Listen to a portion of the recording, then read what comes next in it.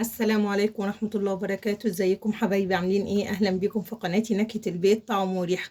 طبعا خلاص الجو بدأ يحرر وهنعوز حاجات باردة على طول، فانا النهاردة اخترت ايه، اعمل لكم وصفة الايس كريم البيتي. هتعمليه على طول في دقيقتين كده 3، وهتاكليه بعد ساعتين، هتاكليه على طول انتي واولادك. معانا ايه؟ باكو دريم فانيليا اهو، شايفة انا هعمل الاتنين دول. هنبدأ بقى ايه، طبعا انا مستخدمة حاجات دريم على طول، مجرباها وجميلة وتحفة وبتطلع روعة. هنبدأ نجيب ايه، باكو ظرف الكريم اهو، ظرف دريم. هتحطي اللي هو بالفانيليا، انا هعمل الاتنين. ادي التاني هنفتحه مع بعض.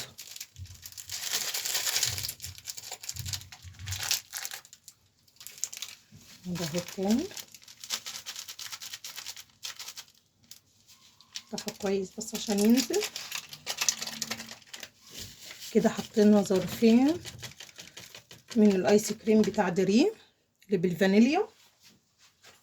طبعا عايزين ماء مثلجة او لبن بارد. بصي انا هحط لبن على ميه، طبعا اللبن ايه، مثلج. هتضيفي حبه بحبه، ما تزوديش مره واحده. وبصي الميه مثلجه ازاي، التلج جواها. برضو مش هضيفها كلها مره واحده، هضيف ايه، حبه حبه كده اهي. هننزل بس التلجة، وهنبدأ بقى ايه، نخلط مع بعض لحد ما يدينا القوام بتاع الايس كريم.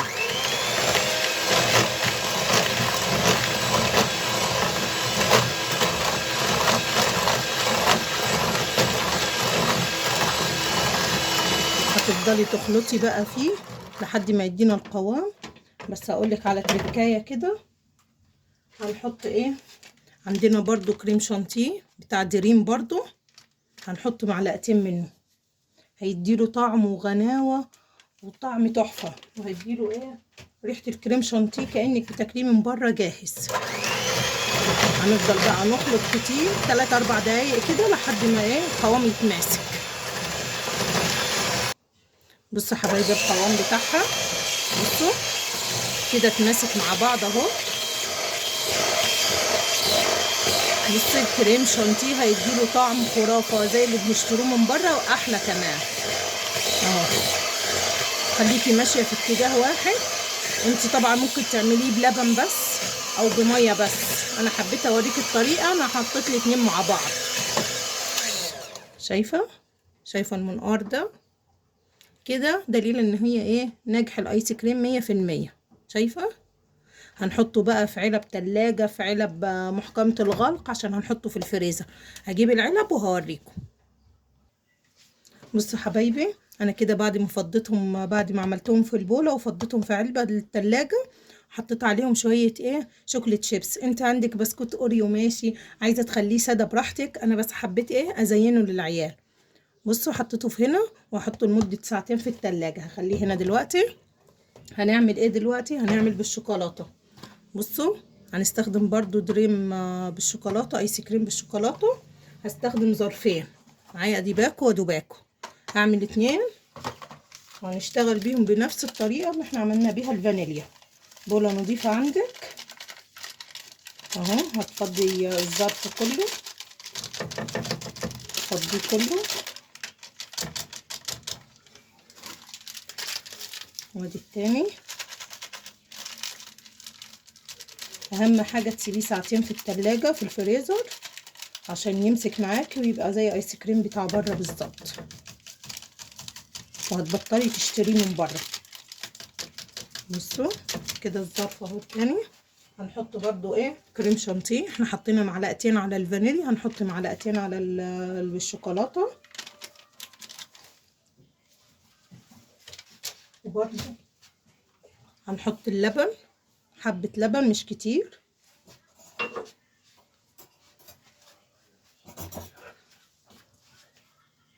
هنحط ميه مثلجه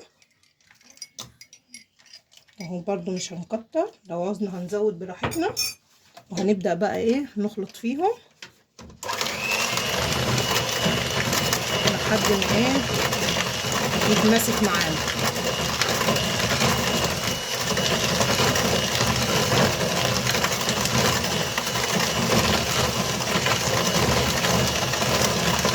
هخلط فيهم بقى لحد ما يتمسكوا، وبعد كده هرجع واوريكم. بصوا يا حبايبي شكلها، بصوا اتمسكت ازاي اهي كده زي الفل. هنحطهم برضو في علبة التلاجة زي ما قلت لكم، وبعد كده هوريكم. بصوا يا حبايبي ادي هي اللي هي بالشوكولاتة، شايفين شكلها عامل ازاي.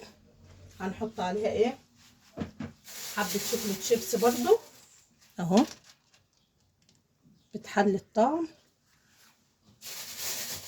انا عندي شوكولاتة شيبس، هحط طبعا للعيال، هكتر شوية وهيخرج من التلاجة وهوريها لكم وانا بغرفها ليهم. والف هنا وشفا على قلبكم. بصوا يا حبايبي بعد ما خرجوا من عندنا من الفريزر اهو جمد معانا.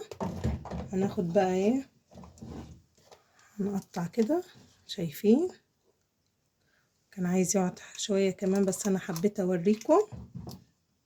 شايفين الشكل، حاجة كده ايه تحفة.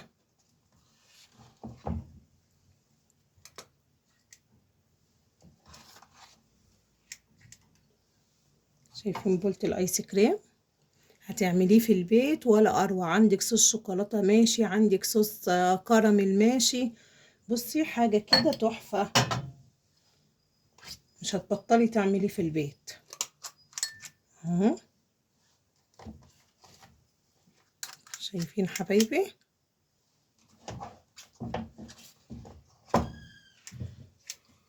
بصوا حاجة كده خطيرة اهي.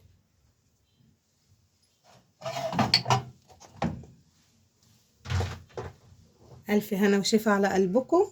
ما تنسوش بقى تعملوا لي اللايك والاشتراك عشان قناتي تكبر بيكم. شايفين